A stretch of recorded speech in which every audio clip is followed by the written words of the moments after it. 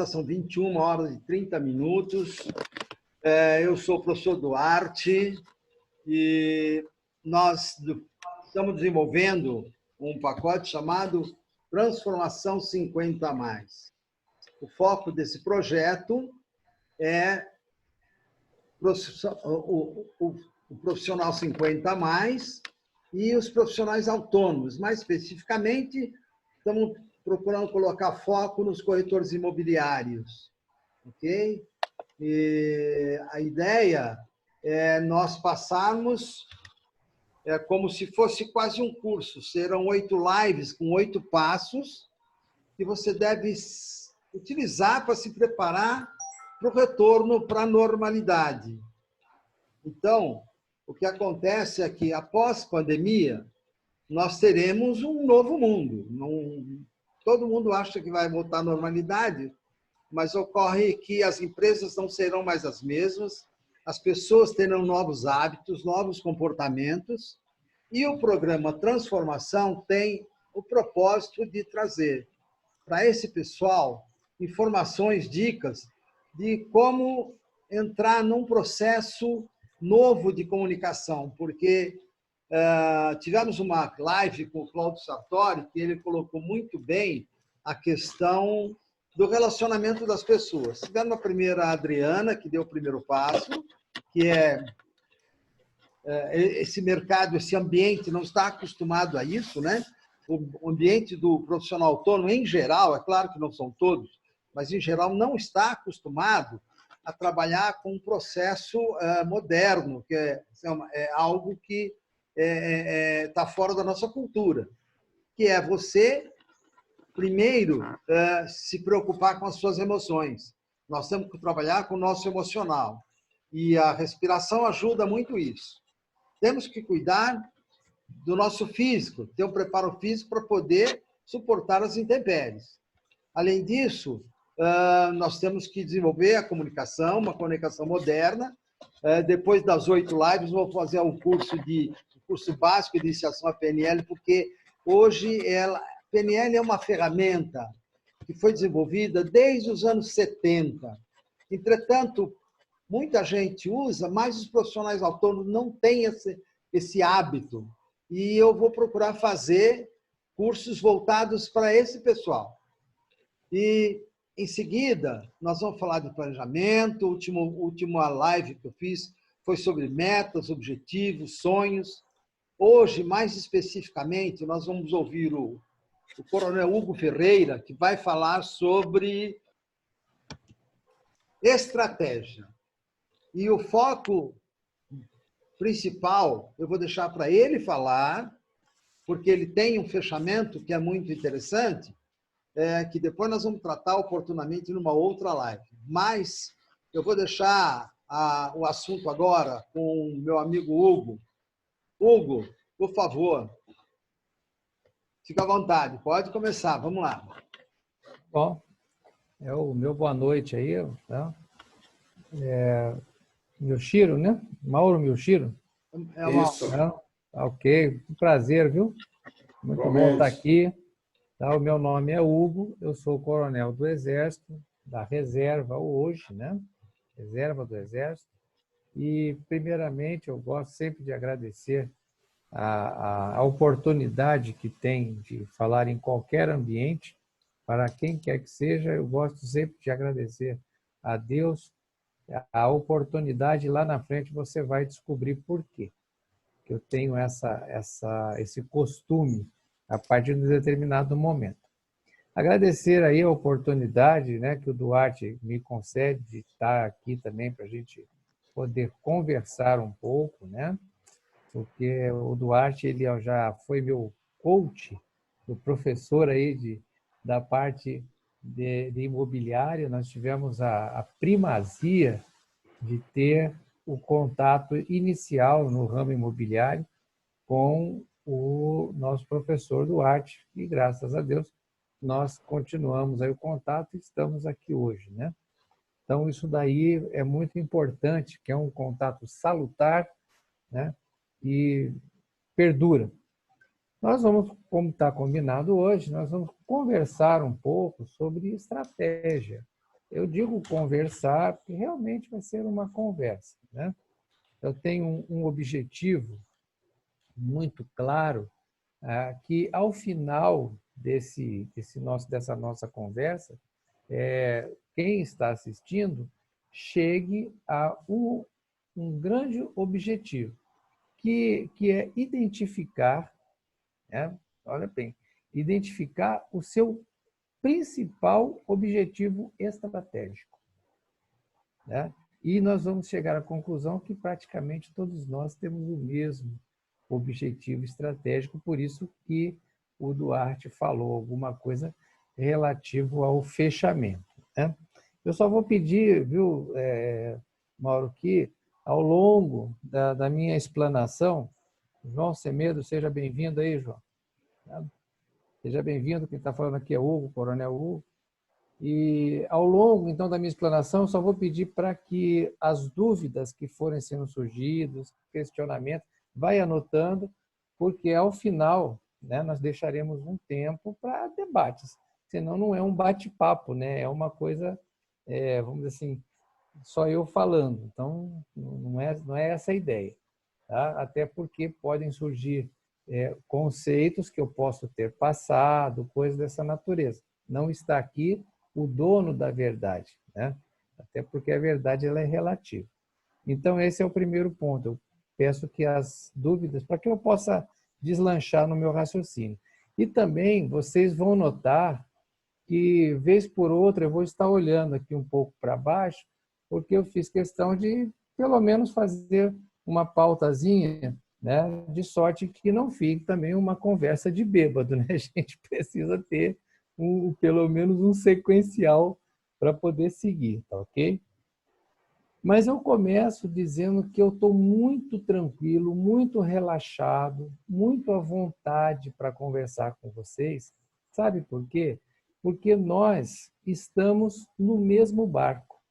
Olha que coisa interessante. Nós estamos no mesmo barco.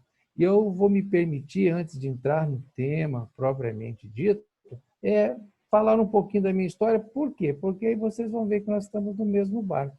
Tá? Eu tive 35 anos, né, na carreira militar, cheguei a coronel e, em 2013, passei para a reserva remunerada. Bom, nós não aposentamos, é um pouco diferente, né? Nós passamos para a reserva. O que é isso, né? É a mesma coisa que qualquer time, um time de futebol. Eu vou para o banco de reserva. É isso que acontece comigo. E lá eu fico sentado por um período, se o time precisar, eu volto a campo. Essa é a ideia, né? E isso ocorre por 10 anos. Então, eu saí em 2013 até 2020, eu estou sentado no banco de reservas. Se o time precisar, eu volto. Tomara que não precise, né? Mas em 2013 eu passei para a reserva. E a minha esposa, eu chamo ela de posa, porque se eu chamar de ex-posa, ela briga comigo. Eu sou sua posa, eu não sou sua ex. E foneticamente até está certo, né? Mas a minha esposa, ela diz o seguinte: olha, eu fiquei com você, cara, 34 anos, pô, morando em cada buraco e tal. Agora, ao final, quando você está indo para casa, é minha vez de escolher, concorda? Aí disse eu, justo, muito justo, justíssimo. E fomos, então, para onde ela escolheu, João Pessoa, na Paraíba. Muito bem, excelente cidade, mas um pouco distante daqui de onde estão os nossos parentes. E não tardou a dar problemas eu ter que toda hora estar vindo para cá, ou para o Rio, ou aqui para Campinas. Então, tivemos que voltar. Isso aconteceu em 2016, quando eu fui convocado ou contratado, né, como um prestador de tarefas por tempo certo, para trabalhar na área de comando e controle, para coordenar todo o comando e controle nos Jogos Olímpicos de 2016, no Rio de Janeiro. Bom, ali a minha obrigação era interligar as 3 Forças Armadas e essas com a segurança pública. Então, há de se perceber que foi uma coisa um pouco estressante. E aí a minha aeronave caiu, ou seja, eu infartei. Após ter cumprido a missão, eu infartei. Por quê? Porque eu tive estresse continuado, eu tive má alimentação, não por culpa da pose, ela fazia as coisas, tudo mais, eu é que me alimentava mal, e o sedentarismo. Isso derrubou minha aeronave, tá? Mas depois passei 14 horas sem fazer um cateterismo, mas estou aqui. Por isso, viu, Mauro, que eu agradeço a Deus. Eu falei que sempre agradeço quando eu começo. Por conta disso. Bom, pós-infarto, o que acontece? Parece que há um sincronismo cósmico, né? Que faz com que a gente vá seguindo determinados caminhos. Eu infartei, fiquei impedido de trabalhar e, ato contínuo, 2 meses depois, o meu pai veio a falecer aqui em Campinas. Então, eu que estava no Rio, tive que trazer toda a minha estrutura aqui para Campinas para poder acompanhar minha mãe, que ficou sozinha, já que o meu irmão único, ele mora em Angra dos Reis, está nativo, não tem como. Então, eu vim para cá. E nesses dedos de Deus, sentado na sala, falei, poxa, 34 anos planejando, fazendo aquela coisa toda, uma cabeça girando o tempo todo, de repente eu me vejo na sala olhando televisão, falei, poxa, e agora? Né? Ok, então apareceu um jornalzinho de bairro, e nesse jornal de bairro estava lá a propaganda do curso de desenvolvimento de novos corretores da rede Provecton de imóveis, coordenados pelo nosso ilustre professor Duarte. Aqui está. Né? E eu fui lá fazer. Tá? Então, vejam que quando eu digo nós estamos no mesmo barco, é porque realmente, depois de um grande período, eu parei e tive que reinventar. Guardem esta palavra, reinventar. Se já não foi muito batido com vocês. Né? Então, eu tive que sair, hoje não estou atuando, saímos corretor e tal, hoje não atuo porque o ano passado eu tive problemas renais e fui recomendado para dar uma sossegada em termos de trabalho. Né? Então, estou um pouco mais solto. Né? Mas, indo para o termo, né, ou para o tema mais especificamente, quando se fala em estratégia, nós vamos lá buscar a sua raiz no grego, estratégia, em cima de arte da guerra, em cima, basicamente, de ação militar. Isso é que moldava o termo estratégia naquele momento, né, grego, vamos chamar assim. E era uma coisa eminentemente militar. Mas, de qualquer forma, tratava-se de planejar, né, de buscar objetivo decisivo com um determinado método, né, através de manobras, através de escaramuças, chegar a um objetivo decisivo. Então, esse é outro aspecto, né? Buscar um objetivo que seja decisivo. Então, isso é o que molda, vamos chamar assim, essa ideia de estratégia. São N mais K-Pi conceitos que vocês vão achar por aí, mas eu quero que vocês fiquem com o sentimento do que seja a coisa. Né? Porque conceitos existem vários. E hoje, embora inicialmente era eminentemente militar, hoje vocês vão ouvir falar em estratégia para tudo. Né? A parte psicológica, estratégia para o Covid, estratégia para tudo, para abrir a porta e por aí vai. Mas nós precisamos manter sempre esse foco, né? De que trata-se de uma conduta que eu vou tomar e que me levará a um objetivo, para mim, decisivo. Essa é o principal mote, né, dessa questão da palavra estratégia. E a estratégia, então, em si, ela é um todo.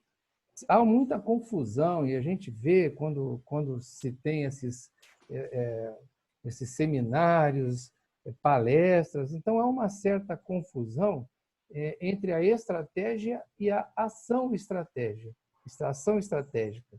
Então, qualquer coisa que o pessoal vai fazer, estratégia para atravessar a rua, estratégia... Não, isso são ações. A estratégia ela é um todo, tá? E vai ser composta de ações. E essas ações é que me possibilitarão chegar ao meu objetivo. No meio militar, nós tratamos, então, duas coisas diferentes. A ação estratégica e a ação tática, né? Se eu estou falando no campo militar, e fica fácil depois, daqui a pouco nós vamos transpor isso daí para o nosso meio, para o meio que nós estamos vivendo agora, né? Então, por exemplo, eu estou em guerra com um determinado país. Lá, ele possui uma localidade que é o calcanhar de Aquiles dele. Se eu tomar aquilo ali dele, acabou o país. Ora, então, para mim, aquilo é um objetivo estratégico, que vai fazer com que eu conquiste o meu objetivo decisivo, ganhar a guerra. Essa é a ideia. Bom, então eu vou ter ações para ganhar a guerra, né? Ações estratégicas. Qual é uma ação estratégica? Tomar aquela cidade. Essa é uma ação estratégica.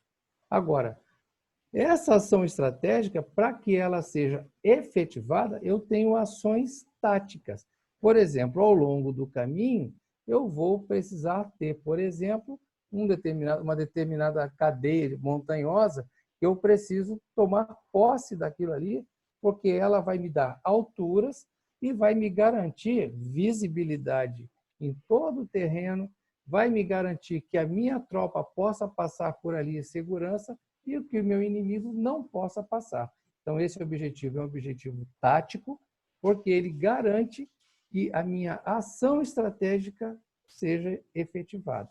Então, essas nuances são necessárias que a gente compreenda, porque daqui a pouco nós vamos chegar no principal, né?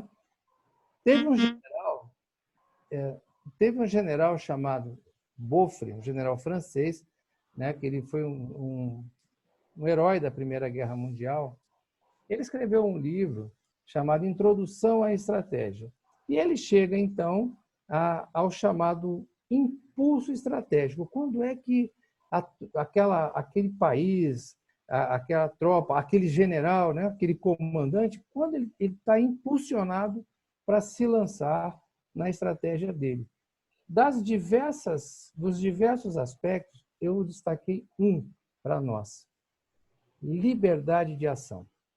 Então, quando ele ganha liberdade de ação, ele tem condição de partir, né, para o seu impulso estratégico. E nós, no momento que estamos agora, já estamos aposentados, eu, no caso, estou na reserva, né? Não temos mais restrição de horário, não tem mais o despertador, não tem uma série de coisas. Então, hoje eu tenho liberdade de ação. Então, eu posso me lançar, né? Porque eu tenho tempo, eu tenho tudo a meu favor. Eu tenho condição de fazer isso. Então, é o momento porque nós conquistamos a nossa liberdade de ação para isso. É lógico. Nós temos a restrição, tem que levar a esposa ao médico, tem que fazer não sei o quê, dar banho. E também a gente acaba virando Jaque, né? É isso. Já que você está em casa, vai dar banho no cachorro, é mais ou menos por aí. Tá?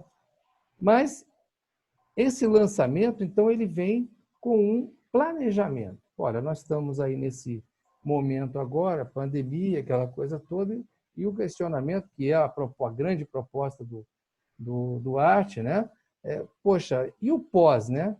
Como é que nós vamos pensar com esse pós? Aí vem o que nós vamos chamar de planejamento estratégico.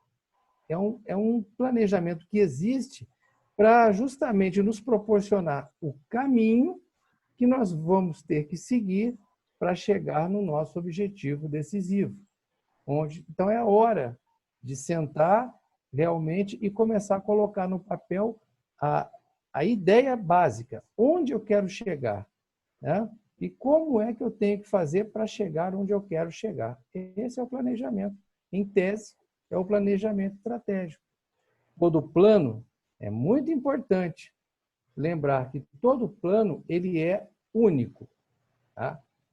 Eu quero aumentar o faturamento da minha empresa em 40% em 2 anos. Bom, é aí que eu quero chegar. Então, o meu planejamento ele vai, primeiro, apontar onde eu quero chegar e depois, como é que eu vou fazer para chegar lá. São as ações que eu terei que tomar estratégicas e táticas. Porque toda empresa, né, ela vai ter 3 níveis básicos. Alguns entremeiam outros níveis, mas os básicos estão o nível estratégico, que é aquele pensador, é o presidente, a alta cúpula que vai dizer a diretriz, o que nós queremos. Tá? Vai ditar a meta do objetivo estratégico, 40% daqui a 2 anos. Opa, aí eu vou ter um nível tático, que é um nível intermediário. E nesse nível tático, então, eu vou ter os gerentes, os diretores ali, intermediários, que vão pegar as suas equipes e vão dar metas, né, intermediárias para que, quando chegar lá na frente, eles conquistem a meta estratégica, definida pelo planejamento estratégico. E, por fim, o nível operacional. Tá? No caso de uma imobiliária, é o corretor, é quem vai para a rua. Ele também tem que fazer um planejamento. Ele tem que planejar os horários dele, ele tem que planejar os roteiros que ele vai fazer, uma série de coisas. Ou seja, todos, então, estão planejando. Mas há de se ter, embora seja único, há de se ter flexibilidade. Por quê? Nós não contamos muito, precisamos contar com interferências. É o caso que nós estamos vivendo, né? Muitos planejamentos estratégicos hoje estão tendo que ser revistos, flexibilizados em função da Covid. Então, é muito ilustrativo, é fácil ilustrar o que eu estou falando, muito fácil de perceber o que eu estou falando. Ser um plano único, porém flexível. Eu não posso perder o foco, eu tenho que chegar lá. Um exemplo também, que aí já é um pouco mais agradável, que aconteceu e acontece muitas vezes. Chegou um determinado final de ano, eu resolvi pegar a família, era um momento especial para a nossa família, sair daqui de Campinas no dia 26. Meu objetivo estratégico, passar o ano novo em Fortaleza, indo de carro. Então, você faz um planejamento que é único, não é isso? Sair daqui e chegar em Fortaleza. Esse é o plano. Agora, você traça uma série de planos intermediários, planejamento tático, né? E coisas intermediárias. Bom, eu vou dormir em tal lugar, vou passar em tal lugar. Opa, choveu, a estrada deu pau, parou tudo, eu tive que continuar dormindo mais um dia ali. Ou seja, o planejamento teve que ser flexibilizado. Agora eu vou correr mais, senão eu não chego no dia 31 lá em Fortaleza. Então, é bem por aí, essa questão do plano estratégico. Lembrar, então, enquanto empresários, que o plano ele é único. Não percam o olho do foco, mas ele deve ser flexível. Se não proporcionar flexibilidade, realmente vocês quebram. Então, um plano é um ato de pensar, né? E hoje, voltando novamente ao momento que nós estamos, eu preciso fazer uso das 21 lições do século XXI, escrita por um escritor israelense, Yuval Harari. O Harari ele nos surpreende com essa visão, né, com as 21 lições do século XXI. É lógico que ele escreveu 3 grandes best-sellers, né, já são extremamente muito vendidos aí. O primeiro deles foi um livro chamado Sapiens. Ele é um historiador, então ele foi ver como é que nós, que somos homo sapiens, né, de sabedoria, como é que nós chegamos a essa condição que nós temos hoje, né, de domínio do ambiente, domínio do nosso espaço de vida. Como é que a nossa mente ela evoluiu a isso? Então, esse é o Sapiens. Depois ele escreve um outro livro chamado Homo Deus, Homo Deu, né? Onde ele vai lá para o futuro e vai fazer uma prospecção do que é que nós poderemos encontrar. A exemplo, nós hoje estamos tendo a nanotecnologia, daqui a pouco vão construir órgãos tranquilamente. E a nossa expectativa, que hoje é 80, vai para 140, por aí, 160, né? E vai ser uma coisa tranquila daqui a um tempo. Então, ele escreve esses 2 livros e vem com o 21 lições do século XXI para nos posicionar nesse momento. Como é que a humanidade está agora? Tá? Como? Então, é muito importante essa parada que ele dá, porque ele traduz para nós um mundo onde nós temos uma quantidade de ruídos estrondorosas, né? Uma série de inovações, uma atrás da outra, em curto período. Tá? Isso daqui, por exemplo, a minha mãe, ela fez 82 anos.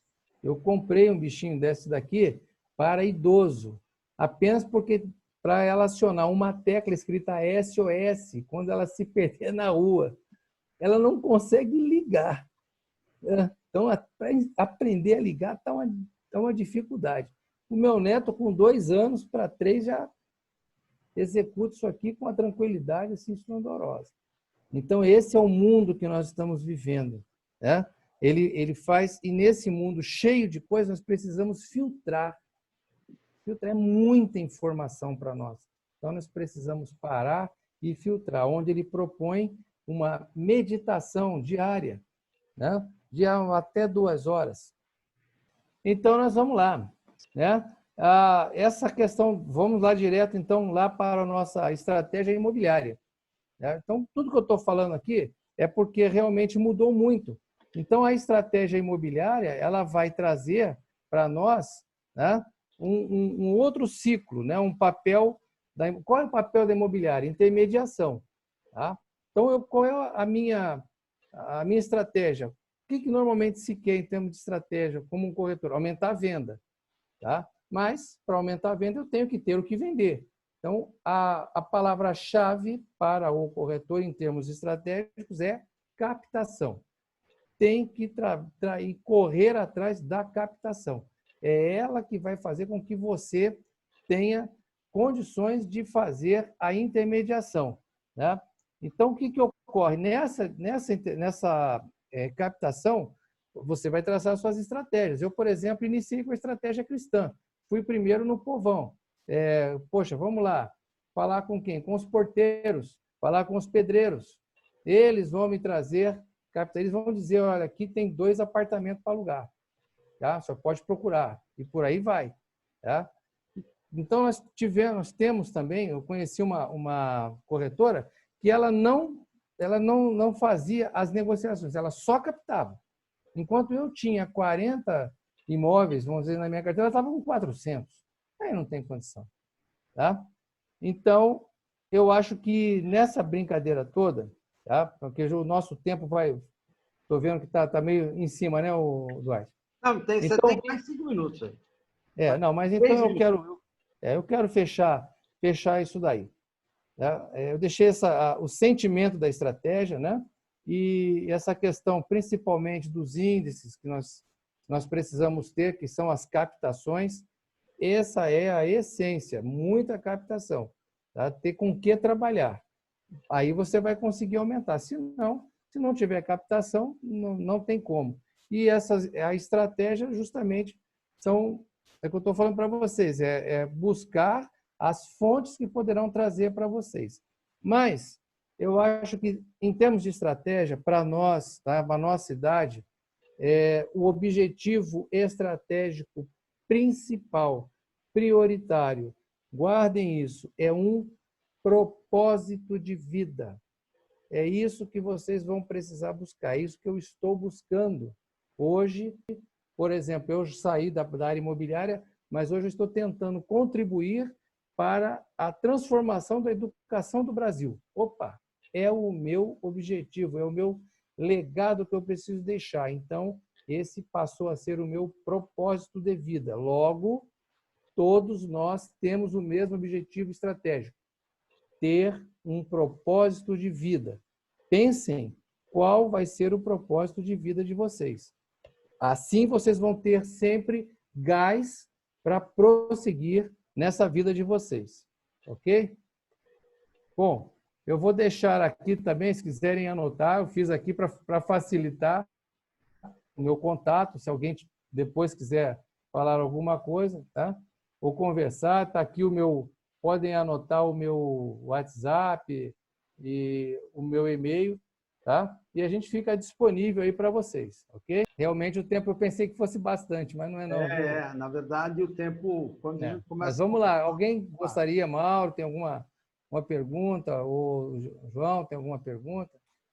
Depois passa essas 21 leis ou regras aí para o Duarte, para ele passar para a gente. Faz assim, ó, você entra no YouTube, esse segundo, esse aqui, que aparece a carinha do Harari, tá? Isso daqui é um resumo do livro, é o que eu sugiro para vocês, para que vocês deem uma olhada nisso. Isso vai ser importante não só para nós, mas vai ser importante para o seu filho, para o seu neto. Nós vivemos hoje, as crianças, os jovens do século XXI, tendo aula com professores do século XX, do jeito que era do século XIX. Tem tudo para dar errado. Por isso que eu fiz o meu propósito de vida, contribuir para a transformação da educação. Ok, Hugo. Eu quero agradecer muito a sua participação. Nós estamos chegando no final, né? Eu queria agradecer ao pessoal que está assistindo. Essa é uma tecnologia nova. Tudo que o Hugo falou, nós temos que adaptar agora para o mundo digital, né? Então, as inovações, contatos, vai ter que tudo passar para o mundo digital. E aí ele tem razão, né? Pessoal com muita idade, com mais de 50, né? Não é muita idade. Aliás, a OMS reclassificou, né? Agora, de 60 até 75 anos é meia-idade, né? Agora, idoso é a partir de 80 anos, né? Agora foi o OMS que fez, não foi eu. Então, hoje eu sou meia-idade. Agora, fora a brincadeira, né? Eu quero agradecer a presença de todos aqui, agradecer muito a colaboração do Hugo, e a semana que vem nós teremos mais. Então, eu quero que vocês, quem puder, quem gostou da live, da série de lives, se inscreve no canal do YouTube. Nós temos Instagram também, JB Duarte Oficial. Ok? Duarte, forte abraço, muito obrigado pela oportunidade. Eu que agradeço a sua participação. Valeu, um abraço, Duarte. Hugo, obrigado, João. Até mais.